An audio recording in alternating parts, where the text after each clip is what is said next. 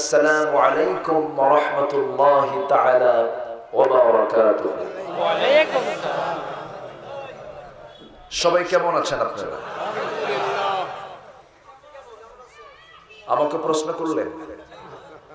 দেখার জন্য দুটো চোখ, শোনার জন্য দুটি কান, ঘ্রাণ নেবার জন্য সুন্দর লম্বা একটি নাক, কথা বলার জন্য সুন্দর গোশতের টুকরা জিহ্বা, কাজের জন্য দুটো হাত, পায়ের জন্য দুটো পা, কাজের জন্য চলাফেরা করার জন্য সুন্দর দুটি পা দিয়েছেন। এর আর কি চাই? আলহামদুলিল্লাহ। জোরে বলি আলহামদুলিল্লাহ। আর কিছু দরকার আছে? গোটা দুনিয়া সব আমার নামে দলিল হলো, চোখ নাই। সবচেয়ে শ্রেষ্ঠ নিয়ামতকে সাথে নিয়ে আমরা এসেছি সাথে, আলহামদুলিল্লাহ। যিনি আমাকে আপনাকে এই ব্যস্ত সময়, যে সময়টা মানুষ হাটে ঘাটে মাঠে খেলাধুলায় ব্যস্ত থাকে, ঠিক সেই মুহূর্তে আমরা বসে আছি জান্নাতের টুকরায়। যিনি আমাকে অসংখ্য লোকের মাঝ থেকে বাছাই করে আসার বসার তৌফিক দিলেন, শুকর আদায় করছি মুহাব্বাতান, জোরালো কণ্ঠে বলে উঠছি আলহামদুলিল্লাহ। আবারও বলছি আলহামদুলিল্লাহ। সবাই বলছে আল্লাহুম্মা ইন্নী আসআলুকা আল হুদা ওয়াত তুকা ওয়াল আফাফা ওয়াল গিনা। সবাই বলে আল্লাহুম্মা লাকা আসলামতু ওয়া বিকা আমানতু ওয়া আলাইকা তাওয়াক্কালতু ওয়া ইলাইকা আনাবতু। আমরা আল্লাহ তাআলার শুকর আদায় করে নিলাম। সম্মানিত হাজিরিন, আমি উঠতে চেয়েছিলাম জুমার পর, তো জুমার পর না হয়ে আসর পর হয়ে গেল। সময় খুব যে বেশি আছে তাও না, আবার খুব যে কম আছে তাও না। গুরুত্বপূর্ণ মেসেজের জন্য বেশি কিছু লাগে না, মেসেজের জন্য বেশি কিছু লাগে না, বরঞ্চ বেশি লম্বা কথা না বলে শর্ট কথায় কথা সেরে ফেলতেন মুহাম্মদ সাল্লাল্লাহু আলাইহি ওয়াসাল্লাম। তিনি কথাগুলো বলতেন, অপ্রয়োজনীয় কোনো কথা আমার নবীর জীবনে ছিল না, আলহামদুলিল্লাহ। আর যখন কথা বেশি লম্বা হয় তখন প্রয়োজনের মাঝে কিছু অপ্রয়োজনীয় কথা আছে না নাই? আছে। তো যে সময় আছে, যথেষ্ট সময় আছে, আমি চেষ্টা করবো। আমার তো তেমন কোনো ইলম কালাম নাই। যিনি আমার পাশে বসে আছেন আমার মামা, উনি আমাকে সকাল বিকাল পড়াতে পারবেন। অনেক বড় মাপের তিনি আলেম, এরকম অনেক আলেম ওলামা আছেন। আমি তো ঢোলের মতো শুধু বাজি, একটা আওয়াজ হয় কিন্তু ভিতরে ফাঁকা। ইলম কালাম তেমন কিছু নাই, কথা বলি, মানুষ ডাকে, আসি। সম্মানিত ভাইয়েরা, তো আমি আলোচনার সূচনায় কোরআনে কারীমের ৭৪ নম্বর সূরা, যেটা মক্কায় নাযিল হয়েছিল, রাসূলকে আল্লাহ পাক এই সূরা তখন উপহার দিয়েছেন যখন রাসূলকে নিয়ে অনেকেই অনেক বাজে টাজে মন্তব্য করত এবং রাসূলকে নিরাশ করার চেষ্টা করত। সেই সময় রাসূলকে সান্ত্বনা দিয়ে মক্কার শুরুর দিকে আল্লাহ পাক এই সূরা রাসূলকে উপহার দেন এবং সূরার নামটাও নবীজির রূপক নামে, ইয়া আইয়ুহাল মুদ্দাসসির, হে বস্ত্র আচ্ছাদিত ব্যক্তি। মুদ্দাসসির বলতে বোঝানো হয়েছে মুহাম্মদ সাল্লাল্লাহু আলাইহি ওয়াসাল্লামকে। সেই সূরা আমি শেষের দিক থেকে ৪১ থেকে ৪৮ পর্যন্ত আমি কয়েকটা আয়াতে কারিমা আমি তেলাওয়াত করেছি। চেষ্টা করব আমি এই আয়াতগুলোকে সামনে রেখে কিছু কথা বলা। আমাদের টার্গেট কিন্তু কিছু না, আমাদের টার্গেট হলো জান্নাত পাওয়া। কি পাওয়া? জান্নাত। আমাদের টার্গেট কিন্তু অন্য কিছু হওয়া উচিত নয়। আমাদের মূল লক্ষ্য হতে হবে আমরা কোথায় যেতে চাই? জান্নাতে যেতে চাই। কিন্তু শর্ত হলো গোলাম হয়ে যেতে হবে কার? কার গোলাম হতে হবে? আল্লাহ পাক। আল্লাহ রাব্বুল আলামিন সুন্দর করে বলেছেন, ইয়া আইয়াতুহান নাফসুল মুতমাইন্নাতু রজিই ইলা রাব্বিকি রাদিয়াতাম মারদিয়াহ ফাদখুলি ফি ইবাদি ওয়াদখুলি জান্নাতি। হে প্রশান্ত আত্মা, আমার গোলাম হয়ে যাও, আমার জান্নাতে প্রবেশ করো। জান্নাত পেতে হলে গোলাম হয়ে যেতে হবে কার? নিঃশর্ত গোলামি করতে হবে, কোনো শর্ত আরোপ করা যাবে না। যদি বলা যাবে না, ইন বলা যাবে না, কোনো কজ দেখানো যাবে না। যদি শব্দটা প্রয়োগ করেছিল শয়তান, শয়তানকে আল্লাহ পাক বলেছিলেন উসজুদু লি আদম, শয়তান সঙ্গে সঙ্গে বলল না আমি তা পারবো না। আল্লাহ বলেন মা মানাআকা আল্লা তাসজুদা ইয আমারতুক ক্বালা আনা খায়রুম মিনহু খালাকতানি মিন নারিন ওয়া খালাকতাহু মিন তিন। সে বলল যদি আমি সেজদাই দেই তাহলে আমি হলাম আগুন আর সে হচ্ছে মাটি, আমি কেমনে সেজদা দেব? প্রাউড, অহংকার, যুক্তি শয়তানের মধ্যে আছে না নাই? আল্লাহকে মানতে গেলে অহংকার, প্রাউড, যুক্তি, শর্ত দেওয়া যাবে না। আজ থেকে মানে দেওয়া যাবে না। যুক্তি, শর্ত এগুলো সব কার? শয়তানের। কার কন্ত? শয়তানের। কোন শর্ত যুক্তি দেওয়া যাবে না। আমি তার গোলামি করব, এই পৃথিবীতে তার গোলামি করার জন্য এসেছি, আর যা দিয়ে গোলামি করব অন্য কিছু নয়। আল্লাহ পাক একটা মেসেজ দিয়েছেন, একটা বার্তা দিয়েছেন, তার নাম কি? কোরআন। এটা আমরা পকেটে রাখবো, এটা আমরা বুকে রাখবো, এটা আমরা হাতে রাখবো, ডেইলি রুটিন বানাবো। এই কিতাবটাকে একটা করে কদম ফেলবার প্রশ্ন করবো, ও আল্লাহ তোমার কোরআনে এই ব্যাপারে কি আছে? উত্তর আছে না নাই? আসতে কবেন না আছে না নাই? সব উত্তর দিয়ে দিয়েছেন। وَنَزَّلْنَا عَلَيْكَ الْكِتَابَ تِبْيَانًا لِكُلِّ شَيْءٍ وَهُدًى وَرَحْمَةً وَبُشْرَى لِلْمُسْلِمِينَ وَمَا مِنْ غَائِبَةٍ فِي السَّمَاءِ وَالْأَرْضِ إِلَّا فِي كِتَابٍ মুবিন। আসমান জমিনের যত নিগূঢ় তথ্য পাত্র সব আল্লাহ পাকের মধ্যে দিয়েছেন। বোমা মারবেন কেমনে তাও আছে। আল্লাহু আকবার বলবেন না? বোমার কথা এখানে আছে। তাহলে এখন বলেন কোরআন কি শুধু নামাজের কিতাব? না, বোমার কৌশলও আছে। তাহলে যারা সেনাবাহিনীর যারা চিফ কমান্ডার তারা কেমনে বম্বিং করবে? মেরিন ইঞ্জিনিয়াররা তারা তাদের ইঞ্জিনিয়ারিং প্ল্যান কেমনে করবে? নেভি, সেনাবাহিনী, নৌবাহিনী, বিমান বাহিনী তারা কেমনে তাদের বাহিনী চালাবে? তারও কলা কৌশলের মধ্যে আছে না নাই? এর মধ্যে সব প্রশিক্ষণ আছে। আবার ভাববেন না হুজুর জঙ্গির ওয়াজ শুরু করলেন নাকি? আমার ভাইয়েরা, আল্লাহ রাব্বুল আলামিন সব কিছুর মধ্যে বলে দিয়েছেন। একটা সূরা আমরা নামাজের মধ্যে হরদম পড়ে থাকি, যে সূরাটা আমরা সবাই জানি, কিন্তু এর মূল তথ্য অনেকের জানা নাই। হয়তো আমরা জানি একটা ইতিহাস।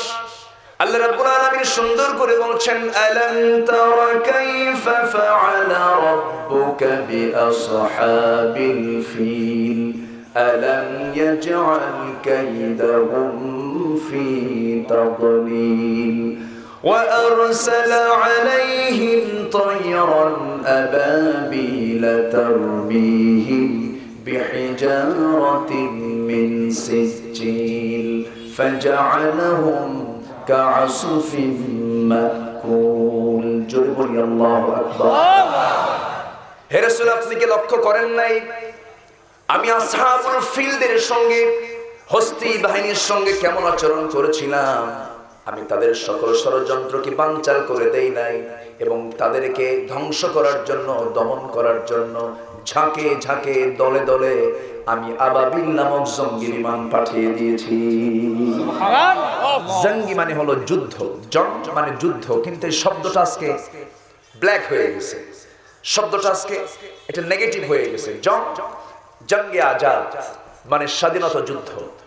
এটা হচ্ছে উর্দু শব্দ থেকে এই জং শব্দটা এসেছে, যার বাংলা হলো যুদ্ধ। যুদ্ধ ইসলামে আছে না নাই? আস্তে কম কেন, ভালো করে কর। আমার নবীর ইতিহাসে যুদ্ধ আছে না নাই? ৮৬টি যুদ্ধ পরিচালনা করেছেন ১০ বছরে মুহাম্মদ সাল্লাল্লাহু আলাইহি ওয়াসাল্লাম। তাহলে জিহাদ কিন্তু একটা জীবনের গুরুত্বপূর্ণ পার্ট। সম্মানিত ভাইয়েরা, আর সেই জিহাদের সকল কলা কৌশল, সকল ক্ষেত্রে যে চতুরতার যে পরিচয় দিতে হবে মুসলমানকে, তারও সিস্টেম কোরআন শরীফ আছে না নাই? সূরা ফিল, আল্লাহ পাক আবাবিল নামক যুদ্ধ বিমান পাঠালেন। সেই বিমানটা বহন করেছিল কোনো প্যাসেঞ্জার নয়, কোনো মানুষ সেখানে ছিল না, শুধু ছিল সেখানে 2টা করে বোমা। আর সেই বোমাটা কিন্তু 10 কেজি, 20 কেজি, 50 কেজি ওজনের নয়। এত ছোট বোমা, সরিষার দানার চেয়েও ছোট, ক্ষুদ্র ক্ষুদ্র সেই বোমা 2টা করে প্রত্যেকটা বিমানে ছিল। আমার ভাইরা দেখবেন কিছু মরিচ আছে, বড় সাইজের মরিচ 4-5টা খাবেন যেমনটা ঝাল লাগে। উল্টা মরিচ কিছু আছে, আছে না উল্টা মরিচ? উল্টা দিকে আকাশের দিকে থাকে, ওটা একটা খাবেন আর এটা 10টা খাবেন। ওই ঝাল কন্ট্রোল করা কঠিন, কাম সারা, ব্রেন পর্যন্ত টকবক করে, কি রে বাবা কি খাইয়া। তো ছোট জিনিসের ঝালও এটা বেশি থাকে অনেক সময়।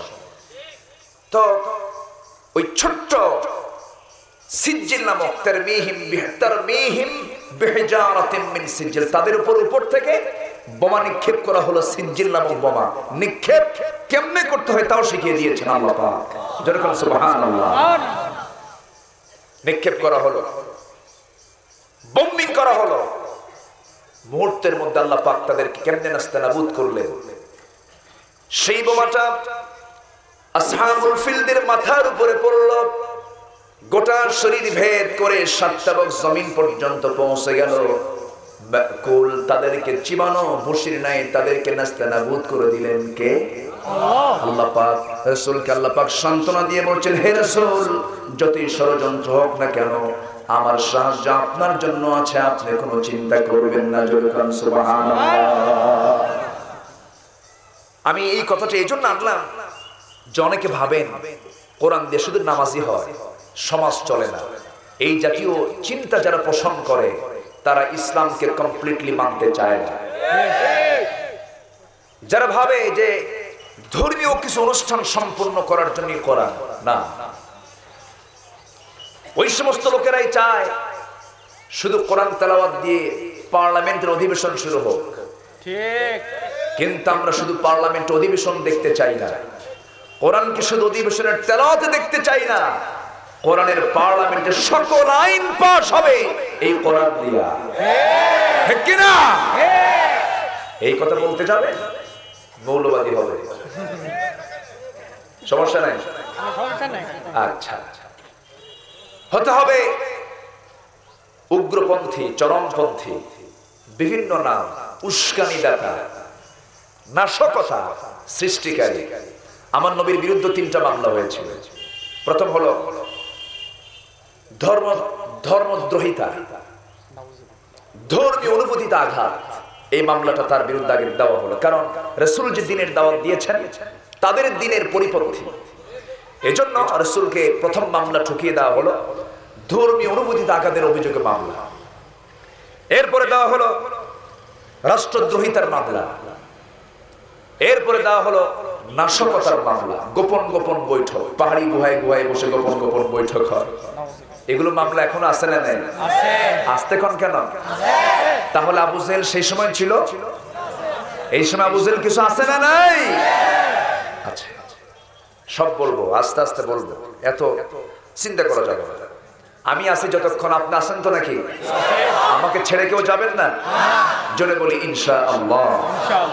যদিও মাহফিলটা খুব বড় না, কিন্তু মাহফিলটা খুব সাজানো গোছানো, চতুর্দিকে প্রাচীর দেওয়া, উপরে সামিয়ানা টাঙানো, সবকিছু মিলে একটা মাহফিল, পরিচ্ছন্ন মাহফিল। এর চেয়েও 100 গুণ 500 গুণ বড় এরকম মাহফিল এদেশে হয়। আমি যাই বিভিন্ন জায়গায়, কিন্তু মাহফিলের একটা সৌন্দর্য শৃঙ্খলা হচ্ছে মাহফিলের সবচেয়ে গুরুত্বপূর্ণ বৈশিষ্ট্য, যা এই মাহফিলে আছে। বলি আলহামদুলিল্লাহ। সম্মানিত ভাইয়ের একটু কান লাগান, মনোযোগ দিয়ে শোনার আমরা চেষ্টা করি। তাহলে আমার রাসূলকে মামলা দেওয়া হলে পরে আমি যদি সেই নবীর উম্মত হই, মামলা কি আসবে না? আসবে। আসতে কোন কেন? যার ঈমান যত মজবুত হবে তার বিপদ তত বেশি হবে, আর যার বিপদ নাই তার ঈমানই নাই। ঈমান আনবু যখন, বিপদ সাথে করে থাকতে হবে, বিপদ সাথে নিয়ে থাকতে হবে। বিপদ ছাড়া ঈমান কখনো পরীক্ষা হবে না। আমরা কি সবাই সেই মোকাবেলা করতে রাজি আছি? আছে। আসতে কবেন না আছি। পৃথিবীতে আসলাম কেন? আল্লাহ পাক আমাকে এই পৃথিবীতে 6টি কাজের জন্য পাঠিয়েছেন। কয়টি কাজের জন্য? 6টি। 6টি কাজ। কোরআনের আলোকে আমি এটাও সংক্ষিপ্ত সময়ে বলার চেষ্টা করব। জোরে বলি ইনশাআল্লাহ। আমাদের টার্গেট কি বলেন তো? জান্নাত। মনে আছে আপনাদের? আমাদের টার্গেট কি? জান্নাত। জান্নাত। জান্নাতের টার্গেট যদি হয়, জাহান্নামের কাজগুলো ধরা দরকার না বাদ দেওয়া দরকার? বাদ দেওয়া দরকার। ধরা দরকার না বাদ দেওয়া দরকার? জাহান্নামের কাজ জানলি জান্নাতের কাজগুলো বোঝা হয়ে যাবে। অন্ধকার দূর করার জন্য কি দরকার? আলো দরকার। আলো আসলে কি যায়? অন্ধকার চলে যায়। কোরআন হচ্ছে আলো। কোরআন কি? আলো। আলো। অন্ধকার হচ্ছে কোরআন ছাড়া যা আছে সব অন্ধকার, জুলুমাত। নূর একটাই। নূর কয়টা? একটা। জুলুমাত কতগুলো? অনেক। এজন্য জুলুমাত বহু বচন এসেছে। আল্লাহ রাব্বুল আলামিন বলেন, হুয়াল্লাযী ইউনাজ্জিলু আলা আবদিহি আয়াতিন বাইয়িনাতিন লিইখরিজাকুম মিনায-যুলুমাতি ইলান-নূর। জোরে বলি আল্লাহু আকবার। তিনি সেই মহান প্রভু যিনি তার বান্দাকে কোরআন দিয়েছেন যেন তিনি জুলুমাত থেকে, সকল জুলুমাত থেকে মানব মণ্ডলীকে যেন একটা আলোর দিকে নিয়ে আসতে পারেন। জোরে বলি সুবহানাল্লাহ। ইসলাম ছাড়া যা আছে সব জুলুমাত। এই জুলুমাতের দলের একজন নেতা সম্প্রতি কয়েকদিন আগে পার্লামেন্টে দাঁড়িয়ে স্পিকার মহোদয়কে লক্ষ্য করে বলতেছেন, মাননীয় স্পিকার, আমার দেশে যত মাদ্রাসা আছে এই মাদ্রাসা হলো সব বিষ বৃক্ষ। নাউজুবিল্লাহি। মাদ্রাসাকে বিষ বৃক্ষ সেই বলতে পারে যার জন্মে ভেজাল আছে। আমি একটু কড়া শব্দ বললাম। আশ্চর্য কথা, মাদ্রাসায় আজ পর্যন্ত কোন রেকর্ড নাই মাদ্রাসায় কোন ছাত্র ইয়াবা নিয়ে ধরা পড়েছে। কোন মাদক দ্রব্যের সঙ্গে মাদ্রাসার ছাত্রের কোন সম্পর্ক? একটা মাদ্রাসার ছাত্রের ছোটের দিকে তাকাবেন, চেহারার দিকে তাকাবেন, আর কলেজ ভার্সিটি, সবাইকে বলবো না, আবার ভুল বুঝবেন না, ভালো আছে। কলেজ ভার্সিটির আমভাবে আপনি একটা ছেলের দিকে তাকাবেন, তার ঠোঁট আর মাদ্রাসার ছাত্রের ঠোঁটের মধ্যে তফাৎ আছে না নাই? এর মধ্যে তফাৎ করে দিয়েছেন নেশা। ঠিক কিনা? সম্মানিত ভাইয়েরা, মাদ্রাসার ছাত্রের ঠোঁটটা হচ্ছে গোলাপের মতো। এই গোলাপ, এই ঠোঁট কালার কে দিয়েছেন? আল্লাহ। আর বিড়ি খায়া কালো বানাইছে কে? শয়তান। আল্লাহ। তাহলে যে মাদ্রাসায় ইয়াবা নাই, যে মাদ্রাসায় নেশা নাই, যে মাদ্রাসার ছাত্ররা নূর নিয়ে নাড়াচাড়া করছে জুলুমাত থেকে দূরে, আর সেই মাদ্রাসাকে তুমি বিষ বৃক্ষের সঙ্গে তুলনা করো, উচিত ছিল ওর জিহ্বা টেনে ছিঁড়ে ফেলা। এই মতের পক্ষে রাজি আছেন কারা কারা?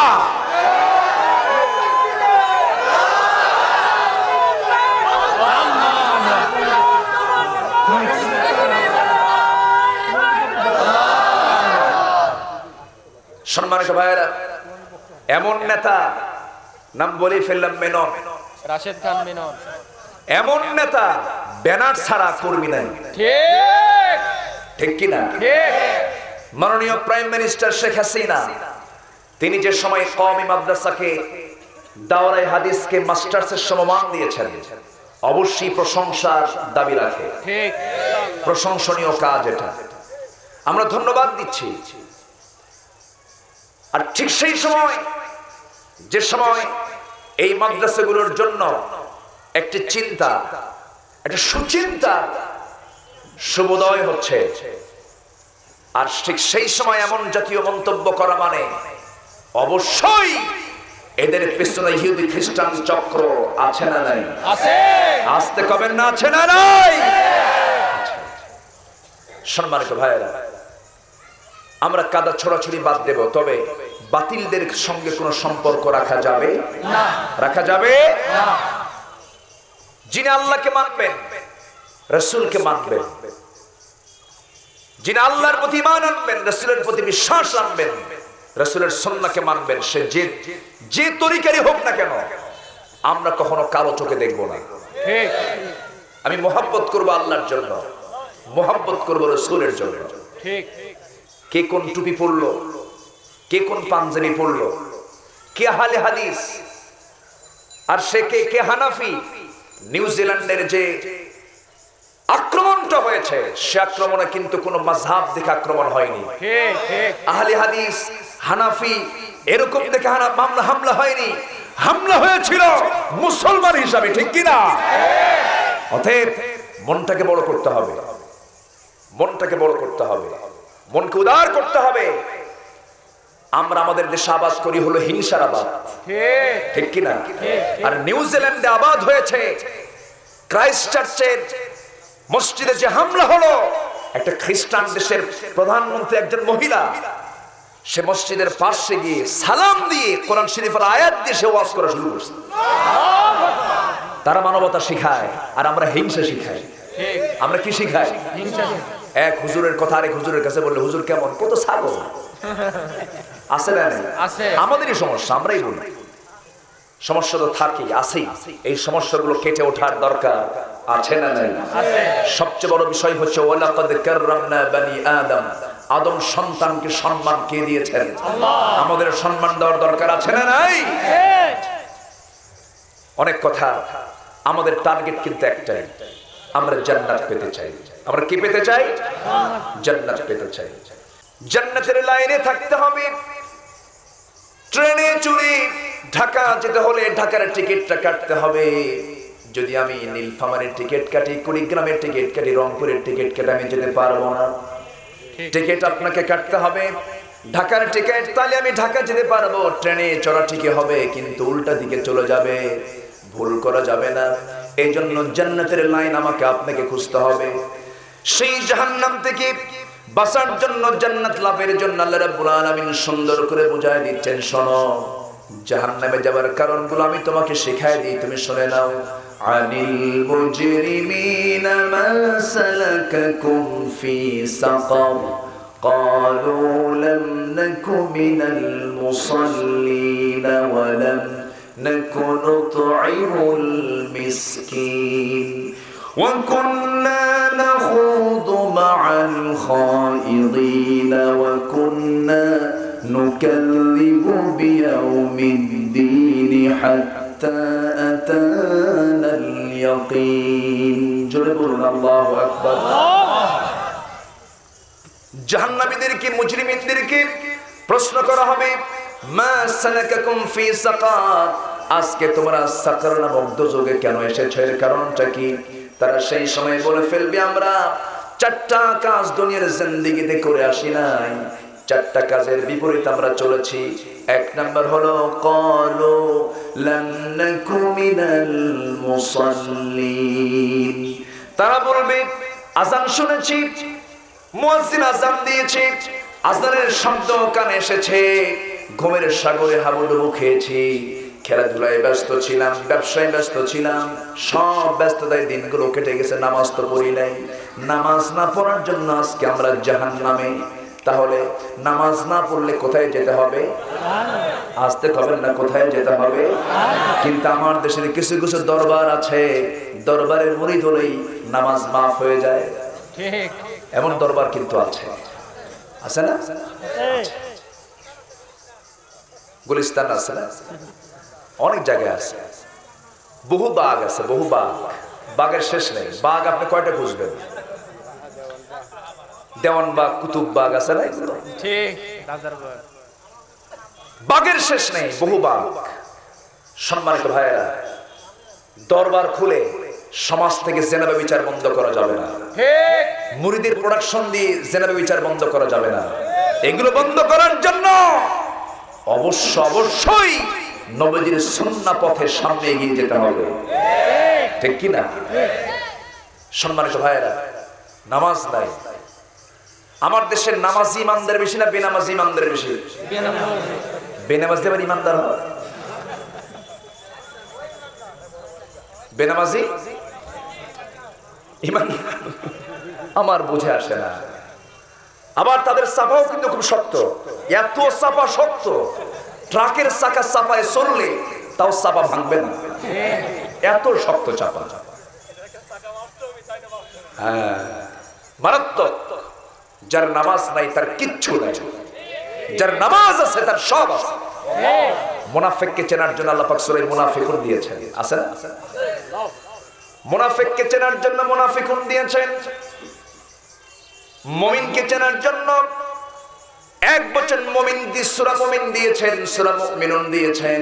ক্বাদ আফলাহাল মুমিনুনাল্লাযীনা হুম ফি সালাতিহিম খাশিউন ওয়াল্লাযীনা হুম আনিল লাগবি মু'রিদুন ওয়াল্লাযীনা হুম লিস-সাকাতি ফাঈলুন والذين هم لفروجهم حافظون إلا على أزواجهم أو ما ملكت أيمانهم فإنهم غير ملومين فمن ابتغى وراء ذلك فأولئك هم العادون والذين هم لأماناتهم وعهدهم راعون জোরে বলি আল্লাহু আকবার। তোমরা মুমিনকে যদি চিনতে চাও সূরা মুমিনুনটা পড়ো। এই গুণ যদি কারো অর্জন হয়ে যায়, আল্লাহ রাব্বুল আলামিন বলছেন ওয়াল্লাযীনা হুম আলা সালাওয়াতিহিম ইউহাফিযুন أولئك هم الوارثون الذين يرثون الفردوس هم فيها خالدون জোরে বলুন আল্লাহু আকবার। নামাজ যারা যত্নের সঙ্গে পড়বে, নামাজে যার মনোযোগিতা বেশি বেড়ে যাবে, নামাজে যার ধৈর্যের পরিমাণ বেড়ে যাবে, নামাজে যার খুশু খুশু ভাবটা চলে আসবে, সেই হয়ে যাবে জান্নাতুল ফেরদাউসের ওয়ারিস। জান্নাতুল ফেরদাউসের ওয়ারিস সে হয়ে যাবে। কিন্তু সব তাড়াহুড়ো হয় আমাদের নামাজের মধ্যে। এমন তাড়াহুড়ো মুসল্লি আছে না নাই? আসতে কবেন না, আছে না নাই? আচ্ছা, নামাজটা আমার দেশের অধিকাংশ মুসল্লির নামাজের দিকে তাকালে মনে হয় নামাজের কোনো মনোযোগিতা নাই। ইমাম সাহেব যদি একটু সূরা লম্বা করে পিছন থেকে লোকমা দেয়, আসলে আল্লাহু আকবার তো বলতে পারে না, কারণ ভুল তো নাই। ভুল একটাই, নামাজ লম্বা হচ্ছে। এখন লোকমাও মানে স্টাইল ওলা লোকমা। ইমাম সাহেবকে বোঝাচ্ছে হুজুর লোকমা মানে গলা খাকার দিচ্ছে, এজন্য নামাজ কিন্তু লম্বা হয়ে যাচ্ছে। নামাজ হবে, উদ্দেশ্য যদি এমন হয় নামাজ হবে না। হযরত আয়েশা সিদ্দিকা বলেন, আমার রাসূল যখন রুকুতে যেতেন, রুকুটা তার এত লম্বা হয়ে যেত, আমি ভাবতাম রাসূল বুঝি রুকু থেকে ওঠা, রুকু থেকে দাঁড়ানো তিনি ভুলে গেছেন। সিজদায় যখন চলে যেতেন, সিজদায় এত লম্বা সময় তিনি থেকে যেতেন, আমি মনে করতাম রাসূল বুঝি সিজদা থেকে ওঠাটা তিনি ভুলে গেছেন। এত লম্বা রুকু হতো, এত লম্বা সিজদা হতো। রুকুতে যেতেন, যে পরিমাণ তিনি সময়টা অপেক্ষা করতেন, কোন অংশে তিনি দাঁড়িয়ে সেই তার চেয়ে কোন অংশে তিনি দাঁড়িয়ে থাকতেন, ওই রকম সময় প্রায় দাঁড়িয়ে থেকে দোয়াগুলো পড়তেন। রব্বানা লাকাল হামদ হামদান কাসীরান তাইয়িবান মুবারাকান ফি। সিজদায় চলে যেতেন, সিজদায় গিয়ে দুই সিজদার মাঝখানে যে বৈঠকটা হতো, একটা লম্বা সময় তিনি সেই বৈঠকের মধ্যে কাটিয়ে দিতেন। নামাজটা পড়তেন এমন ভাবে, রাসূল বলেছেন সাহাবীরা নামাজ এমন ভাবে পড়বে যেন তুমি তোমার আল্লাহকে সামনে দেখতে পেতেছো। জোরে বলুন সুবহানাল্লাহ। কান্নাকা তারাহু ওয়া ইল্লাম তাকুন তারাহু ফাইন্নাহু ইয়ারাক। তুমি যদি তোমার আল্লাহকে নাই দেখতে পাও, আল্লাহ তোমাকে অবশ্যই দেখছেন। এমন করে যদি নামাজ পড়তে পারো, জাহান্নাম থেকে আল্লাহ পাক তোমাকে মুক্ত করে তোমাকে জান্নাতের লাইন দেখিয়ে দিবে।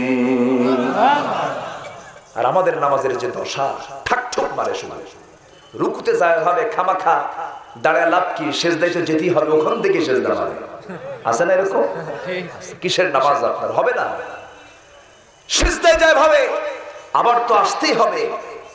মুরগি যেরকম খাবার খায় ওরকম ঠোকর মারে, এরকম আছে না নাই? আচ্ছা না, সিজদার পরিপূর্ণ হক আদায় করতে হবে। আল্লাহ রাব্বুল আলামিন এক জায়গায় বলছেন, ইয়া আইয়ুহাল্লাযীনা আমানু রুকউ ওয়াসজুদু ওয়া'বুদু রাব্বাকুম وفعلوا الخير لعلكم تفلحون জোরে বলি আল্লাহু আকবার রুকু করো ভালো করে সিজদা করো ভালো করে কার কথা আল্লাহর কথা আল্লাহর গোলামি করো ভালো কাজগুলো করো সফল হয়ে যাবে আর আমার পথে টিকে থাকবে ভালো করে ওয়াজাহিদু ফিল্লাহি হাক্কা জিহাদিহি হুয়াজতাবাকুম ওয়ামা জাআলা আলাইকুম ফিদ-দীনি মিন হারাজ মিল্লাতা আবিকুম ইব্রাহিম হুয়া সাম্মাকুমুল মুসলিমিন জোরে বলি আল্লাহু আকবার আল্লাহর পথে টিকে থাকো আল্লাহর পথে টিকে থাকার মতো টিকে তোমাকে থাকতে হবে বহু জড়যাত্রা তোমার জীবনে আসবে কিন্তু ইমানদার চলবে দুই পথে না এক পথে ইমানদার চলবে দুই পথে না এক পথে এক পথে ইমানদার চলবে দুই পথে কখনো যাবে না পথ একটাই নামাজের মধ্যে সেই পথের জন্য আমরা দোয়া করি সবাই আমরা নামাজে দাঁড়িয়ে বলি আমার সঙ্গে সবাই ঠোঁট মিলিয়ে বলেন إياك نعبد وإياك نستعين اهدنا الصراط المستقيم صراط الذين أنعمت عليهم غير المغضوب عليهم ولا الضالين أي الله تعالى আমাকে সিরাতুল মুস্তাকিম দেখিয়ে দাও আল্লাহর পথে আমরা আল্লাহর কাছে আমরা এই দোয়াটা করলাম এই সিরাতুল মুস্তাকিম আমাকে আপনাকে টিকে থাকতে হবে কিন্তু টিকে থাকতে গেলে ঝড় ঝাপটা আসে না নাই কিন্তু কালিমা যারা পড়বে কালিমাওয়ালা তারা দুর্বল হবে না মজবুত হবে আল্লাহ রাব্বুল আলামিন বলেন ألم تر كيف ضرب الله مثلا كلمة طيبة كشجرة طيبة أصلها ثابت وفرعها في السماء জোরে বলি আল্লাহু আকবার আমি যে আয়াতগুলো বলতেছি আপনারা বিরক্ত হচ্ছেন না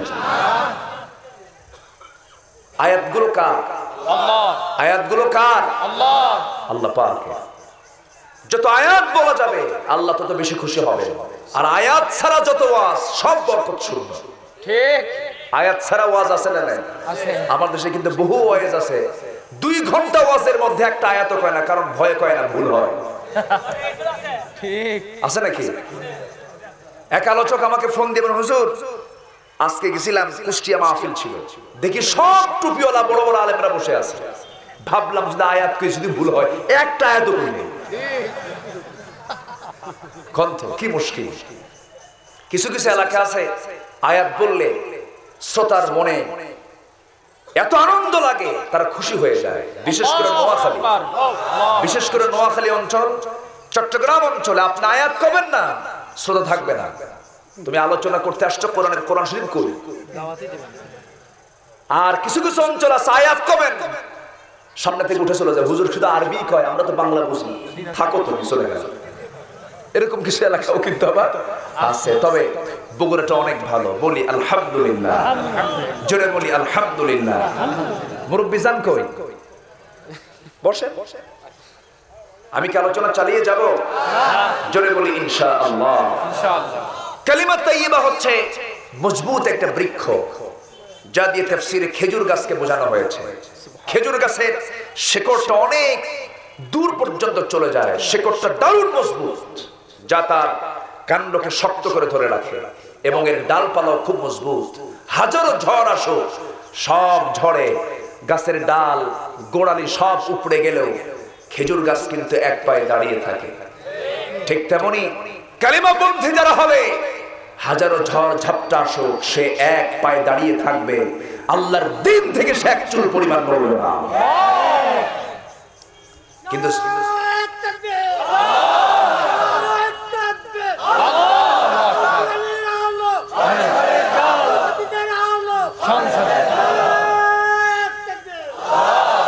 এই যুবক মানুষ কইছিল বুড়ার ভিতরে যৌবনের গান আলহামদুলিল্লাহ বলেন আবার কিছু যুবকের মধ্যে বুড়ার গান আছে না এরকম কিছু যুবক আছে সাইকেলের চাকা বাসুন ও বাবা আছে না নাই না মুসলমান সিংহের বাচ্চা ঠিক ঠিক কিনা? মুসলমান সিংহের মতো গর্জন দেবে, মুসলমান কারো কাছে মাথা দেবে না, মুসলমান বুক দিয়ে দেবে, পিঠ দেখাবে না, পৃষ্ঠপ্রদর্শন করবে না। মুসলমান বীরের জাতি, ভিতুর জাতি নয়, ঠিক কিনা? সম্মানিত ভাইয়েরা, জান্নাত যদি পেতে চাই, হুজবাতুল জান্নাহ বিল মাকারিহি ওয়া হুজবাতুন নার বিশ-শাহাওয়াত। জান্নাতটা হচ্ছে কষ্ট, ক্লেশ, দুঃখ দিয়ে ঘেরানো, আর জাহান্নামটা হলো দুনিয়ার সুখ, শান্তি, সমৃদ্ধি দিয়ে মুড়ানো, ঘোরানো। তাহলে দুনিয়াতে যার সুখ শান্তি বেশি হবে, তাহলে তার আখেরাতে কষ্ট আছে না নাই? আর ইমানদার যে হবে, তার দুনিয়াতে কষ্ট হবেই হবেই হবে, ঠিক কিনা? মাঝখানে আমি ছিলাম না কয়েকদিন, একটু ভিতরে ছিলাম, জি লাল একটা কাজ বাদ ছিল, তো এটা আদায় করে আসলাম। দোয়া করেন আবার যেন যাই নাকি? না না না, যদি যেতে হয় যাব।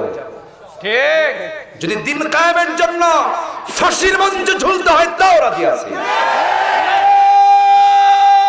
এই তাকবীর, নারায়ে তাকবীর, আল কোরআনের আলো, আল হাদিসের আলো, জিহাদ জিহাদ জিহাদ চাই, লড়াই লড়াই লড়াই চাই, নারায়ে তাকবীর।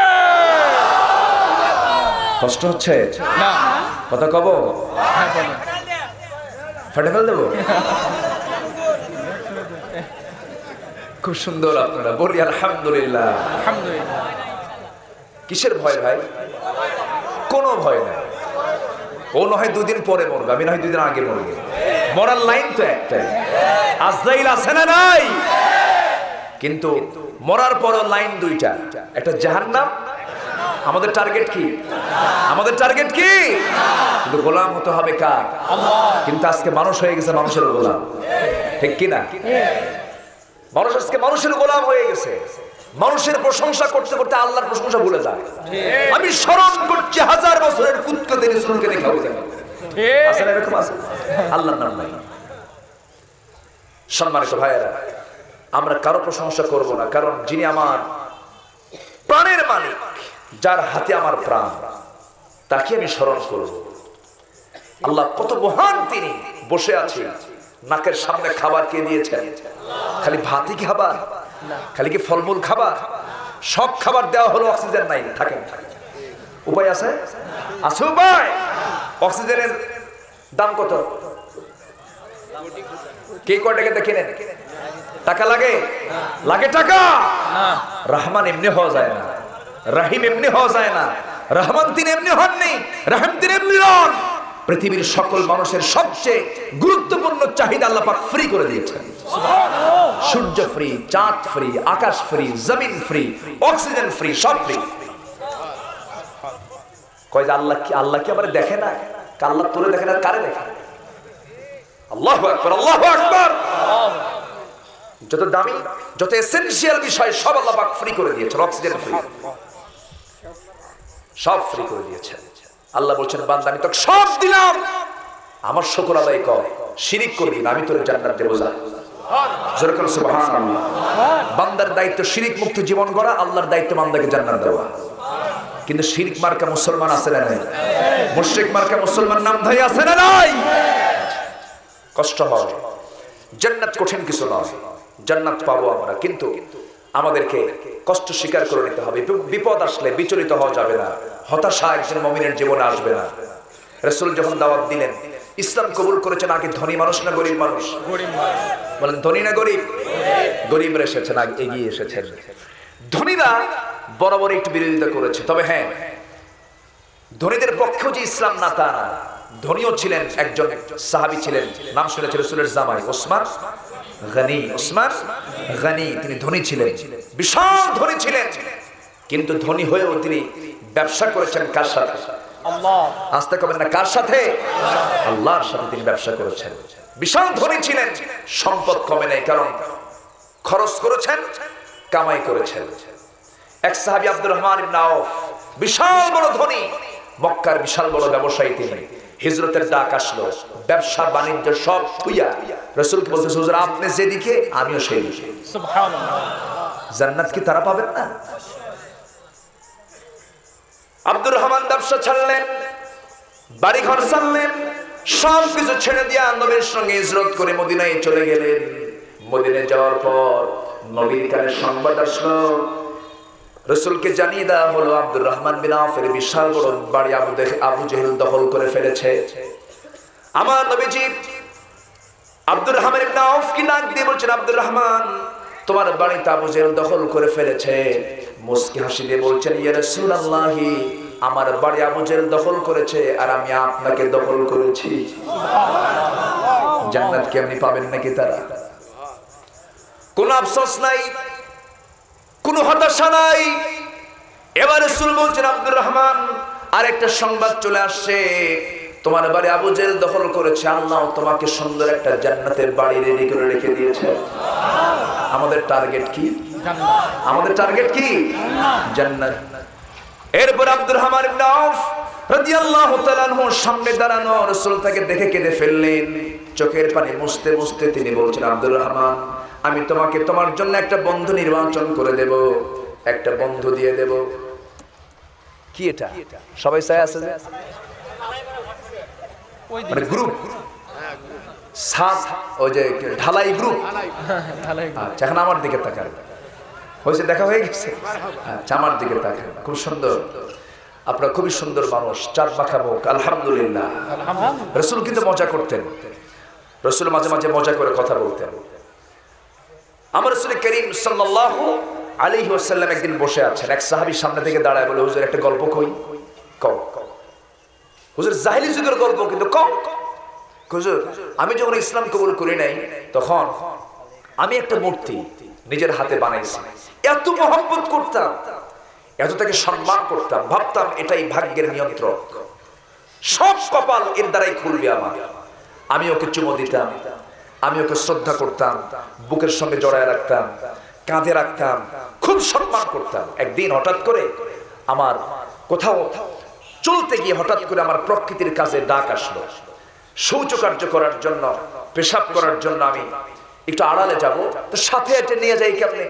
আস্তে করে ভাবলাম এটা কোন উঁচু স্থানে রেখে দিই, একটা উঁচু স্থানে মাটিতে আস্তে করে রেখে দিয়ে আমি শৌচকার্য করতে গিয়েছি। কিছুক্ষণ পর এসে দেখি আমার সেই মূর্তি গোটা আপদ মস্তক মাথা থেকে পা পর্যন্ত সব পানি দিয়ে ভেজা। ভাবলাম এটা বুঝি রহমতের পানি। এটা ভেবে আমি আমার জিব্বা লাগায় দিলাম মূর্তির সাথে। জিব্বা লাগানো মাত্র দেখি আমতা আমতা গন্ধ। সামনের দিকে তাকায় দেখি যে একটা কুকুর তার লেজটা ঝেড়ে ঝেড়ে যাচ্ছে। ভাবলাম এই তো কাম সারছে। আমার রাসূল তখন তাবাসসুম মুচকি মুচকি হাসলেন। সাহাবে কেরাম কাহ কাহ করে কেউ দেহেকের মতো করে হাসতে লাগলেন। রাসূল মুচকি হাসলেন। সাহাবী বলেন, হুজুর পরে আর রাগ সহ্য হলো না, মারলাম এক আসা, এক আসারে খতম করে ফেললাম। এরপর হুজুর শিরকের গন্ধ ছেড়ে দিয়ে তাওহীদ ধরেছি। আল্লাহু আকবার। রাসূল মজা করে কথাগুলো শুনতেন, বলতেন। রাসূল কিন্তু শুনতেন বেশি, বলতেন কম। আর এখনকার নেতারা কথা বেশি কয়, শোনে কম। ঠিক কি না? কষ্ট হচ্ছে আপনাদের? আলোচনা করব, জোরে বলি ইনশাআল্লাহ। আব্দুর রহমান ইবনে আওফ রাদিয়াল্লাহু তাআলা আনহু তিনি কি করলেন? তিনি রাসূলের সামনে দাঁড়ানো, রাসূল তাকে দেখছেন আর কাঁদতেছেন। কেন কাঁদবেন না? রাসূলের মধ্যে কি দয়া নাই, ভালোবাসা নাই? আমার নবীজির মন চলে গেল। আহারে আব্দুর রহমান বিয়ে করেছি, বউ রেখে চলে এসেছে, ব্যবসা বাণিজ্য করেছে, তাও রেখে চলে এসেছে। আমার নবীজি বললেন, আব্দুর রহমান তোমার জন্য একটা বন্ধু দিয়ে দিলাম। আনসার সাহাবীকে ডাক দিলেন। আনসার সাহাবীকে ডাক দিয়ে বলছেন, আনসার সাহাবী শোনো, ওরে আমার আনসার সাহাবী, তোমাকে নুসরত করতে হবে, সাহায্য করতে হবে। সেটা হলো আমার প্রিয় সাহাবী আব্দুর রহমান বউ ছেড়ে এসেছে, সংসার ছেড়ে এসেছে, কিচ্ছু নাই তার এখানে। কিভাবে সে তার দিনটা কাটাবে, তুমি তাকে একটু হেল্প করো, সাহায্য করো। সেই সাহাবী করলেন কি, আব্দুর রহমান ইবনে আওফ রাদিয়াল্লাহু আনহুকে সঙ্গে করে নিয়ে মদিনার সবচেয়ে দুটো বড় বাগানের সামনে গিয়ে দাঁড়ালেন। দাঁড়িয়ে বলছেন, ভাই আব্দুর রহমান, রাসূল তোমাকে বন্ধু বানাতে বলেছেন, এই জন্য তুমি আমার জীবনের শ্রেষ্ঠ বন্ধু হয়ে গেছো। আমি তোমাকে প্রস্তাব দিচ্ছি, দুই বাগানটা ঘুরে দেখো, কোনটা তোমার পছন্দ, আমি সেটাই তোমার নামে এখনই দলিল করে দেব। একটু আস্তে করুন সুবহানাল্লাহ, আরো জোরে করুন সুবহানাল্লাহ। এরপরে তিনি বললেন, শোনো, আমার দুইটা বউ আছে, এই দুইটা বউ আল্লাহ পাক আমাকে দুই বউয়ের স্বামী বানিয়ে দিয়েছেন, তোমার তো একটা বউ নাই, তুমি তো এই ইয়াং টাইমে বউ ছাড়া জীবন যাপন করছো, তোমার কষ্ট হচ্ছে, অতএব আমি আমার দুই স্ত্রীকে তোমার সামনে হাজির করে দেব, যাকে পছন্দ হবে আমি তাকে তালাক দেব, তুমি তাকে বউ বানায় নিবা। আব্দুর রহমানের কলিজা ভরে গেল, বুকের সঙ্গে জড়ায়া দূরে কেঁদে কেঁদে বলছেন, ভাই তুমি আমাকে যা বলেছ আমার কলিজা ঠান্ডা হয়ে গেছে, বউ তালাক লাগবে না, ওই বাগানটা আমার নামে দলিল করে দেওয়া লাগবে না, তুমি আমাকে একটু বাজার দেখিয়ে দাও, মার্কেট দেখিয়ে দাও, ব্যবসা করার চেষ্টা করি আমি। একটা মার্কেট দেখিয়ে দেওয়া হলো। ব্যবসায়ী আব্দুর রহমান টুকটাক করে খুচরা ব্যবসা করতে করতে কয়েক রাতে তার সোনা কামাই হয়ে গেল। তিনি কি করলেন, সোনাগুলো কামাই করে নিয়ে দেরি করলেন না, বিয়েটা করে নিলেন। বিয়ে যখন করলেন 3 দিন 4 দিন চলে গেল, নবীর সঙ্গে তার দেখা নাই। আমার নবীর দরবারে যেদিন গেলেন, সুন্দর পোশাক পরে সুগন্ধি মেখে যখন নবীর সামনে হাজির হলেন, আমার রাসূল দেখে দেখে বলছেন, আব্দুর রহমান আজকে তোমাকে সুন্দর লাগতেছে, আজকে তোমাকে ভিন্ন রকম লাগছে, তুমি মনে একটা কিছু ঘটাইছো। অনুমান ঠিক আছে না ভাই? ঘটাইছে কি খারাপ কাজ না ভালো কাজ? ভালো কাজ। রাসূল মুস্কি মুস্কি হাসি মেরে বললেন, আব্দুর রহমান গায়ের সুগন্ধ দেখে মনে হচ্ছে তুমি একটা কিছু করছো। হুজুর বিয়ে তো করছি। রাসূল বললেন, তুমি তো বিয়ে করলাম, কিন্তু আমি তো তোমার দাওয়াত পেলাম না, একসঙ্গে হিজরত করলাম, মদিনা পর্যন্ত আসলাম, বিয়ে করলাম, তুমি দাওয়াত পেলাম না। আমি এটা কেমন কথা হুজুর? বিয়ে যে করছি সেই সময় মরছিল না। কি কথা কি বলতে গেল? যেরকম সুবহানাল্লাহ। রাসূল মন ক্ষুণ্ণ হননি, রাসূল মন খারাপ করেননি, কারণ বিয়ে তো জরুরি বিষয়। আজকে আমার দেশের অধিকাংশ যুবকের মধ্যে লক্ষ্য করা যায়, বিয়ের কথা বললেই বিয়ে করতে চায় না, কারণ এই জন্য বিয়ে করতে চায় না, খালি বাইপাস মারে। কি ঠিক কিনা? এই সমস্যাগুলো আছে না নাই? সকল মোহাম্মত চলে গেছে আজকে গাছতলা, বটতলা, সব মোহাম্মত গুলো বিয়ের আগে সব শেষ করে ফেলে, এরপরে বিয়ে হয়ে যায়। বিয়ের পরে আর মোহাম্মত কি হবে? তখন হয় কিলাকিলি। তখন কি হয়? কিলাকিলি হয়ে যায়। এই জন্য আল্লাহ রাসূল বলেছেন, বিয়ের যখন সময় হয়ে যাবে বিয়ে করা উচিত। এবং আল্লাহর বক্তব্য, ফানকিহু মা তাবা লাকুম মিনান নিসা মাসনা ওয়া সুলাসা ওয়া রুবা, 2 2 3 3 4 4টা বিয়ে করো, তবু জিনার কাছে যাওয়া যাবে না। এই ছেলেগুলো কই যায়? ছোট বাচ্চা মাদ্রাসার ছাত্র। দেখেন কত সুন্দর ফুটন্ত গোলাপ। আলহামদুলিল্লাহ বলবেন? আলহামদুলিল্লাহ, জোর করে আলহামদুলিল্লাহ। এই মাদ্রাসার বিরুদ্ধে যারা কথা বলে, ওর একদিন এই দেশে কোন স্থান ওদের থাকবে না। জোরে বলি ইনশাআল্লাহ। আল্লাহ কবুল করুন। জোরে বলি আল্লাহুম্মা আমিন। কষ্ট হচ্ছে আপনাদের? আমরা সবাই কি জান্নাত পেতে রাজি আছি? আব্দুর রহমান ইবনে আউফ নবীর সামনে দাঁড়ালেন। আমার নবীজি বললেন, বিয়ে তো করছো ভালো কথা, মোহরানার টাকা আদায় করেছো নাকি? হুজুর মোহরানার টাকাটাও দিয়ে দিয়েছি।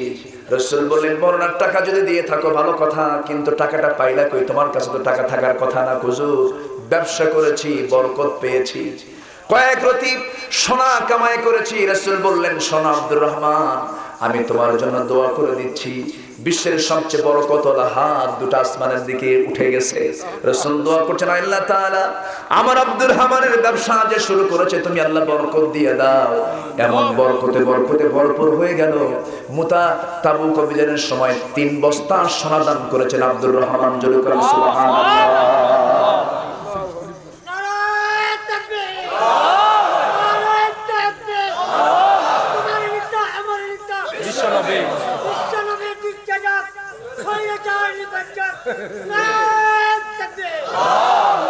বলি আলহামদুলিল্লাহ। আল্লাহ তুমি এই মুরব্বীকে কবুল করে নাও। আর জোরে আল্লাহুম্মা আমিন। বদর যুদ্ধে অনেক বুড়া সাহাবী ছিল কি ছিল না? ছিল। অনেক বুড়া সাহাবী ছিলেন, অস্ত্র ছিল না, সাহস ছিল। আল্লাহু আকবার। সাহস ছিল। ইসলামের বিজয়ের জন্য অস্ত্র দরকার না সাহস দরকার? সাহস দরকার। ইসলামের বিজয়ের জন্য অস্ত্র দরকার না ঈমান দরকার? ঈমান দরকার। আল্লাহ তুমি কবুল করো। আমিন। জোরে বলি আল্লাহুম্মা আমিন। রাসূল এরকম করে বিয়ের সংবাদ নিতেন। এক সাহাবী এসে নবীর সামনে বসে বসে মন খারাপ করে বসে আছে। রাসূল বলেন, সাহাবী তোমার মন খারাপ কেন? হুজুর আমি কালো মানুষ, আমার বিয়ে হয় না। আমার কি বিয়ের জীবনে নাই? রাসূল বলেন, তোমার বিয়ে কে বলেছে নাই? হুজুর অনেক মেয়ে দেখছি, আমার দিকে তাকালি আর তাকায় না, খুব কালো মানুষ তো। আমার নবীজি মুস্কা হাসি মেরে বললেন, কে বলেছে তোমার বিয়ে হবে না? দায়িত্ব যে আমার কাছে আসে নাই, আমি দায়িত্ব নিলাম তোমার বিয়ে হয়ে যাবে, যাও। জোরে বলেন সুবহানাল্লাহ। বিয়ে হয়ে যাবে, যাও, তোমার বিয়ে হয়ে যাবে। হুজুর কার সাথে? এই মদিনার সবচেয়ে সুন্দরী এক নারী আছে, তার সাথে। উনি বিশ্বাস করলেন, কিন্তু বলেন, হুজুর যদি যেহেতু আপনি বলছেনই ভালো কথা, একটু একটু দলিল করে দেন, একটু লিখে দেন। কেন? কি বিয়ে করতে চাই কিন্তু বিয়ে হয় না। আমার নবী যে সুন্দর করে একটা চিঠি প্রস্তুত করে বললেন, চিঠিখানা নিয়ে মেয়ের বাবার কাছে চলে যাও, মেয়ের বাবাকে শুধু দেবে, ব্যবস্থা হয়ে যাবে। সাহাবী সেই কালো সাহাবী সাদ আল আসওয়াদ আস-সুলাইমি, তিনি কি বললেন, কি ভাস করে নবীর সেই প্রিয় সাহাবীর কাছে গিয়ে, মেয়ের বাবার কাছে গিয়ে বললেন, এই মেয়ের বাপ, এই চিঠি পড়, ব্যবস্থা কর। আল্লাহু আকবার বলবেন না? মানে মোশনটাই আলাদা, কারণ রাসূল চিঠি দিয়েছেন, প্রত্যাখ্যান করার কোনো সুযোগ পৃথিবীর কোনো মানুষের নাই। কালো সাহাবী, কালো মানুষও কিন্তু সুন্দর, আলহামদুলিল্লাহ, কালো মানুষও সুন্দর, কিন্তু কালোর মাঝে সৌন্দর্য সবাই খুঁজে পায় না। সৌন্দর্য তারাই খুঁজে পায় যাদের মনুষ্যত্ব আছে, ঠিক কি না? আমরা তো বাহিরের চোখ দিয়ে দেখি, কিন্তু কালোকে কালো বলা যাবে না,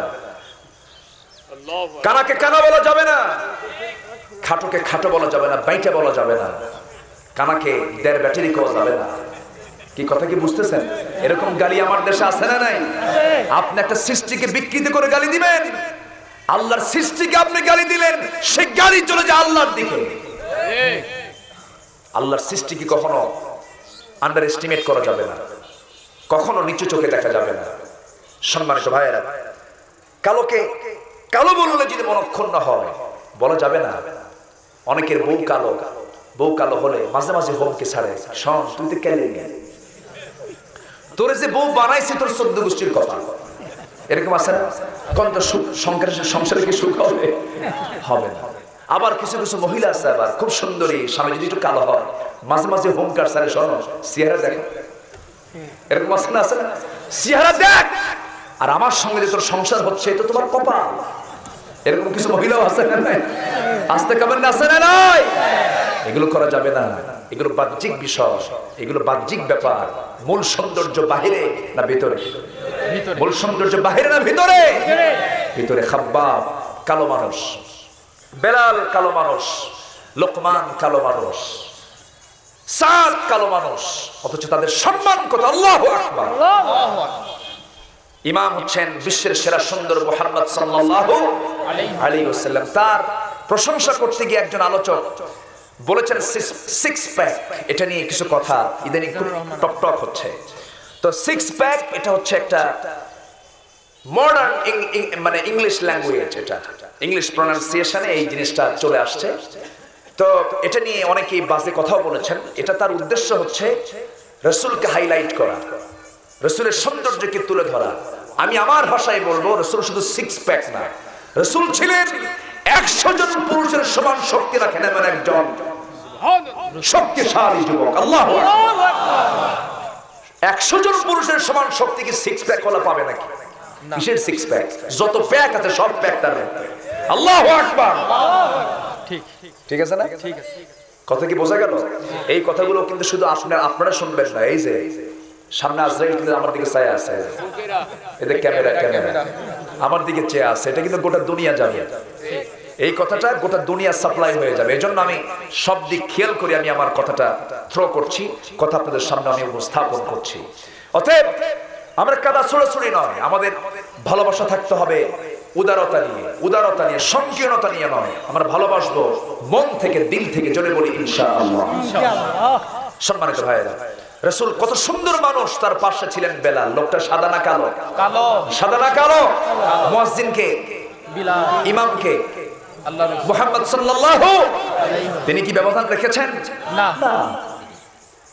বললেন, স্যার তুমি চলে যাও মেয়ের বাবার কাছে গিয়ে মেয়ের বাবাকে চিঠি দিলেন। যখন চিঠিখানা পড়লেন, চিঠি দেখে মনে মনে ভাবতেছেন, আহারে, যে বিশ্বনবী আমার মেয়েকে নিয়ে চিন্তা করেন, এই প্রস্তাব আমি অবশ্যই গ্রহণ করব। গ্রহণ করে বলছেন, শোনো স্যার, আমি তো রাজি আছি, কিন্তু সংসারটা আমি করবো না, আমার মেয়ের কাছ থেকে পারমিশন নিতে হবে, আমার মেয়ের সঙ্গে তোমার মত বিনিময় করতে হবে, দেখতে হবে, তোমার উভয়কে দেখবে। আমি দেখি আমার মেয়ে যদি রাজি হয়ে যায়, বিয়ে হয়ে যাবে। এবার ভিতরে গিয়েই মেয়েটা দেওয়াল ঘেসে ঘেসে সমস্ত কথা শুনে নিয়ে চোখের পানি ফেলে ফেলে কান্দে। এবার মেয়ের বাপ বলছে, মা, রাসূল একটা যুবককে পাঠিয়েছেন বিয়ের প্রস্তাব দিয়ে, তুমি কি রাজি আছো নাকি? মেয়ে কাঁদতেছে, কান্না থামে না। সঙ্গে সঙ্গে মেয়ের বাবা বলছেন, আমার মা, তোমার চোখের পানি প্রমাণ করে মনে হয় তুমি বিয়েতে রাজি নাই, তোমার বিয়েতে সম্মতি নাই, আমি বিয়ে দেব না। এবার মেয়েটা মুখ খুলে বলে, বাবা গো, আমার আব্বা জান, এই জাগতিক জীবনে আমার যদি কোনো বিয়ে হয়, একজন পুরুষের সঙ্গে বিয়ে হবে যে যুবককে পছন্দ করেছেন আমার প্রিয় নবী মুহাম্মদ সাল্লাল্লাহু আলাইহি ওয়াসাল্লাম। ভালোবাসা হবে কার জন্য? আল্লাহ। ভালোবাসা হবে একমাত্র কার জন্য? আল্লাহর জন্য, দ্বীনের জন্য, নবীর জন্য। এই মহিলার কথা শুনে বাপ দারুণ খুশি হয়ে বাইরে গিয়ে বলছে, মা, ও সাস, তোমার তো কপাল খুলে গেছে, মেয়েও রাজি, আমিও রাজি। সাস লাফ মেরে বলে, আমিও তো রাজি। সুবহানাল্লাহ। যুবকরা ইসলাম কত সুন্দর দেখেন। ওই সাস চলে গেলেন, নবীর সামনে গিয়ে দাঁড়ালেন, মুস্কি মুস্কি আসে মেরে বলছেন, ইয়া রাসূলুল্লাহি, আজকে ব্যর্থতা নিয়ে ঘুরি নাই, আজকে সফলতা নিয়ে ঘুরেছি। আমার বিয়েতে সব রাজি হয়ে গেছে, হুজুর আপনি বিয়ের আয়োজনটা করেন। রাসূল বলেন, বিয়ে তো করবা, টাকা আছে নাকি? মোহরনা তোমাকে দিতে হবে, মোহরনা তুমি আদায় করেছো নাকি? এমন সময় ওই সাহাবী মুস্কি আসে মেরে বলছেন, হুজুর মোহরনার দায়িত্ব যদি আপনি আমাকে দিয়ে দেন, আমার বিয়ে কিসমতে নাই। রাসূল বললেন, বিয়ে করবা তুমি, কে টাকা দেবে? হুজুর আপনি যখন সব করলেন, আপনি টাকাটা দিয়ে দেন। কি রাসূল কতটুকু ফ্রি ছিলেন! আল্লাহু আকবার, আল্লাহু আকবার। এমন নেতা কি, এমন আদর্শকে পৃথিবীতে কোথাও খুঁজে পাওয়া যাবে না, খুঁজে পাওয়া যাবে না। সবার সঙ্গে মিশে যেতেন, সবার সাথে, আরো অনারো, ছোট বড়, কালো ধলা, সবার সঙ্গে মিশে যেতেন মুহাম্মদ রাসূলুল্লাহ সাল্লাল্লাহু আলাইহি ওয়াসাল্লাম। তিনি কাউকে কখনো ছোট চোখে দেখেন না। এক অন্ধ সাহাবীকে শুধু একটু আড়াল করেছিলেন, সঙ্গে সঙ্গে আয়াত নাযিল হলো, আবাসা ওয়া তাওয়াল্লা আন জাআহুল আ'মা। আমার ভাইয়েরা, আমার নবীজি এতটাই ফ্রি ছিলেন। একজন ভাই চিঠি লিখে পাঠিয়েছেন, হুজুর আপনি সেই কথাটা একটু বলবেন। দেখি বলার চেষ্টা করব আমি। রাসূল এতটাই ফ্রি ছিলেন, রাসূলের সঙ্গে কোন বাচ্চারাও যখন চলে আসতো ফ্রি হয়ে যেতেন, গল্প শুনতেন, কোলের মধ্যে বসায় ঘন্টার পরে ঘন্টা তিনি সময় কাটিয়ে দিয়েছেন। এমন নজির আছে না নাই? আছে। আসতে কবে না আছে না নাই? আমার নবীজি এতটাই ফ্রি ছিলেন। নবীজি মসজিদে যখন চলে যেতেন, মসজিদটা শিশু দিয়ে ভরে যেত। আমার নবীর মসজিদ শিশু দিয়ে ভরে যেত। রাসূল যখন সিজদায় চলে যেতেন, মুসা রাদিয়াল্লাহু তাআলা নবীজির ঘাড়ের উপরে গিয়ে বসতেন। কিন্তু আজকে দেখবেন কিছু কিছু মসজিদে যদি কোনো ছোট্ট ছোট্ট বাচ্চারা মসজিদে যায়, কিছু বুড়া মানুষ আছে চোখ এরকম বড় করে, আছে নাকি? আছে এরকম বড় করে না, এটা করা যাবে না। যে মুসলিম সমাজের মসজিদগুলোতে বাচ্চাদের হাসি কান্নার আওয়াজ খুঁজে পাওয়া যায় না, এটা ইসলামী সমাজ নয়। মসজিদে বাচ্চারা যাবে, তারা হাঁটবে, কাঁদবে, হাসবে, এটা ইসলামের সংস্কৃতি। ইসলাম বোঝার মূল সেন্টার হচ্ছে মসজিদ। আল্লাহু আকবার। বাচ্চাদেরকে নিয়ে যাবে, বসাবে, সামনে বসায় বসে ওরা হাসুক কান্দুক, ওদের জুম্মার নামাজ পড়া দেখছে শেষ রাকাতে যখন একজন সেজদায় যায়, আরেকজন ঘুদা মারে, আসলে এরকম আছে না? ওর ঘুদাটাও কবুল করবেন কে? আল্লাহু আকবার। আপনার নামাজ সে দেখবে, নামাজই হয়ে যাবে। এই জন্য বাচ্চাদের নিয়ে বেশি করে ঘন ঘন মসজিদে নিয়ে যাবেন সবাই। রাজি আছেন? মসজিদে নিয়ে যাবেন। কষ্ট হচ্ছে আপনাদের? জাহান্নাম থেকে বাঁচার জন্য এক নম্বর কারণ, জাহান্নাম থেকে বাঁচার জন্য এক নম্বর কাজ আমরা করব, জাহান্নামীরা নামাজ পড়ে নাই, আমরা নামাজ পড়বো। জোরে বলি ইনশাআল্লাহ। আর জোরে বলি ইনশাআল্লাহ। সবার কি মনে আছে? জাহান্নামে যাওয়ার কারণ হলো চারটা, এর মধ্যে আমি একটা বলেছি। কয়টা বলেছি? একটা বলেছি। নামাজ ওরা পড়ে নাই, আমরা নামাজ পড়বো। জোরে বলি ইনশাআল্লাহ। সময় নাও, সময়, বুঝে না না বুঝে, বুঝে, জেনে না না জেনে, জেনে, তাড়াতাড়ি না আস্তে আস্তে, আস্তে আস্তে। মনে থাকবে সবার? আস্তে আস্তে বুঝে শুনে পড়তে হবে। এক লোকের বাড়ি মসজিদের পাশে, লোকটা হিন্দু, মসজিদের সামনে যে প্রত্যেক দিন যায়, আর একটা আওয়াজ তার কানে আসে ঘন ঘন, সামিআল্লাহু লিমান হামিদা। এই আওয়াজ যখন তার কানে আসে, সে কয়েকদিন এটা রীতিমতো শোনার পর তার মনে একটা প্রশ্ন জেগে উঠলো যে হামিদা এই মহিলার নামে এত হুজুর দোয়া করে। তার একটা চিন্তা আসে। এখন এই চিন্তার প্রশ্নটা করবে কার কাছে? চিন্তা করতে করতে ভাবলো, দেখি আমারই এক প্রতিবেশী মুসলমান আছে, সেও তো নামাজ পড়ে, দেখি তাকে একটু গিয়ে প্রশ্ন করবো। তো প্রতিবেশী মুসলমানকে গিয়ে বললো, ভাই আমি পাঁচ ওয়াক্ত নামাজের যখন আযান হয় মাঝে মাঝে সামনে দিয়ে যায়, কিন্তু তোমাদের ইমাম সাহেবের যে কি হলো, ওই রুকু থেকে দাঁড়াতেই নামাজের মধ্যেই দেখি মাঝে মাঝে একটা আওয়াজ আমি শুনি, এক মহিলার নামে দোয়া করে, হামিদা হামিদা খাও, রহিমা করিমা বহুত আছে, কিন্তু হামিদা মেয়েটা কার? তার মধ্যে একটা জাগছে যে এক মহিলার নামে দোয়া করে, আরো তো মহিলা আছে। এখন এই মুসল্লি বলতেছে, ভাই আমি তো 25 বছর যাবত 5 ওয়াক্ত নামাজ বা জামাতের সাথেই পড়ি, আজ পর্যন্ত সত্যি কথা কি ভাই, আজ পর্যন্ত আমিও জানি না আসলে হামিদা মেয়েটা কার। কি কথা কি বোঝা গেল? তাহলে এখন কোন ওই হিন্দুর চিন্তার মধ্যে আর এই চিন্তা, এই মুসল্লির চিন্তার মধ্যে কোনো তফাৎ আছে না? আসতে কবেন না আছে? আমাদের নামাজের দশা হইছে আজকে এরকম, বুঝি না। এই জন্য ইমাম সাহেব নামাজ লম্বা করলে বিরক্ত লেগে যায়, কিন্তু যে ইমাম সাহেব নামাজ থেকে লম্বা করবেন সে হলো ভালো ইমাম। এক মসজিদের কমিটি আমাকে বলল, হুজুর এমন একজন হাফেজ পাইছি নামাজ এত আস্তে আস্তে পড়ে, ভাল লাগে না। যে নামাজ 1 ঘন্টায় শেষ হবে সেই নামাজটা সে প্রায় 2 ঘন্টা লাগায় দেয়, হবে না। কারেকজন খুব ভালো, 1 ঘন্টায় শেষ। কি কথা কি বোঝা গেল? শেষে বলে, হুজুর এগুলো আলিশে হুজুরদের কাম হবে না, এটা পাল্টে। শেষে দোষ হয়ে গেল হুজুরের। এখন হুজুর বড় বড় চিন্তা করে, থাম, আমি যখন আলিশাই হইছি এমন কব আমি তো বুঝবো না, দোষ তো বুঝতে বুঝবে না। কি কথা কি বোঝা গেল? এরকম করে নামাজ পড়া যাবে না। নামাজ আমরা পড়বো সুন্দরভাবে, জোরে বলি ইনশাআল্লাহ। যার নামাজ সুন্দর যত হবে তার ঈমান সুন্দর তত হবে। আমরা নামাজটাকে সুন্দর করব, জোরে বলি ইনশাআল্লাহ। নামাজের মধ্যে দুনিয়ার কথা মনে হয় না? আসতে কোন কেন? নামাজের মধ্যে দুনিয়ার কথা মনে হয়? নামাজ কি কবুল হবে? হবে না। সৌশেষ দাসে না নাই, সৌশেষে কিসের জন্য দিছে? ভুল হলে ঠিক করো, ভুল হলে তার ভুল হতে পারে, ভুল হলে ঠিক হওয়ার উপায় আছে না নাই? সাহাবী একজন এসে রাসূলকে প্রশ্ন করবেন, রাসূল নাই। এক সাহাবীকে এসে বললেন, ভাই আলী নামাজের মধ্যে দুনিয়ার কথা মনে হয়, নামাজ কি আমার কবুল হবে? শক্ত ফতোয়া আপনাদের মতো হবে না। শক্ত ফতোয়া শুই না সাহাবী হতাশ হয়ে চলে গেছে। আমার রাসূল কিছুক্ষণ পরে এসে বলেন, আলী তোমার কাছে কেউ আসছিল? হ্যাঁ, তুমি কি বলেছো? কি নামাজের মধ্যে দুনিয়ার কথা মনে হলে নামাজ কবুল হবে না, তাই? ঠিক আছে, তোমার মাসলার আলোকে আমি তোমাকে একটা কাজ দেব। কি কাজটা? হচ্ছে তুমি এই মুহূর্তে ওযু বানাও, নামাজে দাঁড়াও। নামাজের পর আমি তোমাকে আমার পক্ষ থেকে সুন্দর একটা আকর্ষণীয় চাদর তোমাকে উপহার দেব। তার চিন্তার মধ্যে কিসের চিন্তা ঢুকাবে? চাদরের চিন্তা। ওযু বানাবে, নামাজে দাঁড়াবে। নামাজে দাঁড়ায় প্রথম রাকাত খুব মনোযোগ দিলেন, দ্বিতীয় রাকাতে নামাজ পড়তে নিয়ে নামাজের মধ্যেই মনে হয়ে গেল, হারে বিশ্বনবীর মতো মানুষ আজকে আমাকে উপহার দিবেন একটা চাদর। সেই চাদরটা মা আয়েশার ঘরের না মা হাফসার ঘরের। এই চিন্তা করতে করতে নামাজ শেষ করে ফেললেন। আসসালামু আলাইকুম ওয়া রাহমাতুল্লাহ, আসসালামু আলাইকুম ওয়া রাহমাতুল্লাহ। সালাম ফিরে নবীর চোখে আলীর চোখ পড়ে গেল। রাসূল তার দিকে তাকান, আলীও তার দিকে তাকান। আমার নবীজি মুস্কি মুস্কি হাসেন, আলীও মুস্কি মুস্কি হাসেন। আমার রাসূল বলছেন, আলী রে মুস্কি মুস্কি হাসো কেন? হুজুর আপনি যে কারণে আমিও সেই কারণে। আল্লাহু আকবার, আল্লাহু আকবার বলবেন না? আল্লাহু আকবার। আমার রাসূল বললেন, আলী ফতোয়া তো দিছিলা শক্ত ফতোয়া, ওরকম শক্ত ফতোয়া দিলে তুমিও শেষ, তুমিও শেষ হয়ে গেলে।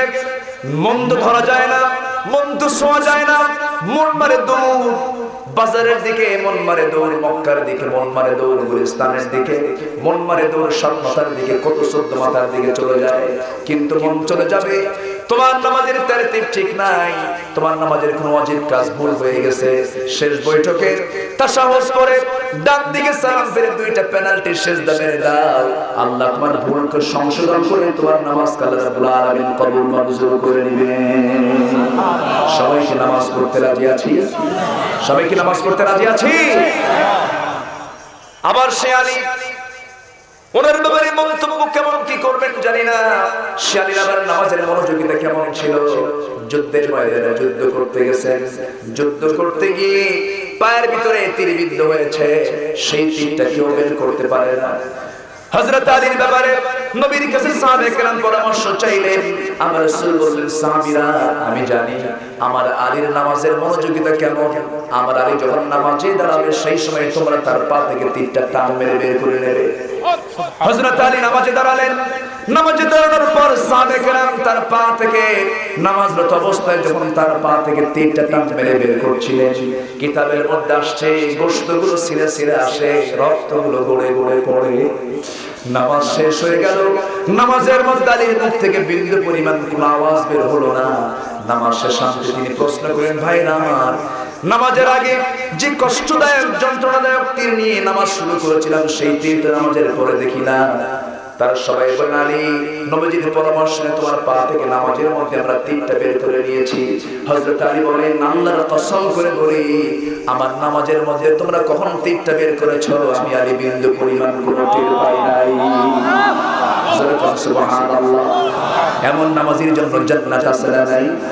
আসতে কবে না আছে না নাই? এমন নামাজ আমরা পড়বো সবাই। নামাজ 5 ওয়াক্ত পড়বেন, একটা হাত তুলে দেখান তো। আল্লাহু আকবার। জোরে বলি ইয়া আল্লাহ, আরো জোরে ইয়া আল্লাহ।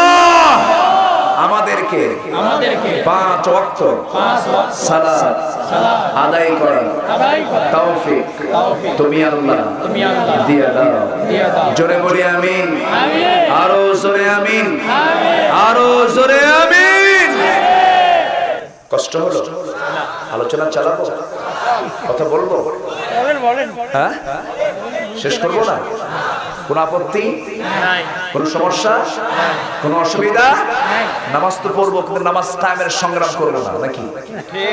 নামাজ টাইমের সংগ্রাম দরকার আছে না নাই? আসতে কবেন না, আছে না নাই? নামাজ আদায়ে ডোনাল্ড ট্রাম্পও বাধা দেবে না, থেরেসা মে বাধা দেবে না, হ্যাঁ নরেন্দ্র মোদী, দামোদর দাস নরেন্দ্র মোদীও বাধা দেবে না, কেউ বাধা দেবে না নামাজ আদায় করতে। কিন্তু যখন বলবেন নামাজ কায়েম করতে হবে, তখন সামনে শত্রু আছে না নাই? আসতে কবেন না, আছে না নাই? নামাজ কায়েমে অনেকে বিশ্বাসী নয়, যে নামাজ আদায় বিশ্বাসী কায়েমে বিশ্বাসী নয় সে ইমানদার নয়। এটা মনে থাকবে, সবার কি মনে থাকবে? আমরা নামাজ কায়েমের সংগ্রামে শামিল হব। জোরে বলি ইনশাআল্লাহ, আর জোরে বলি ইনশাআল্লাহ।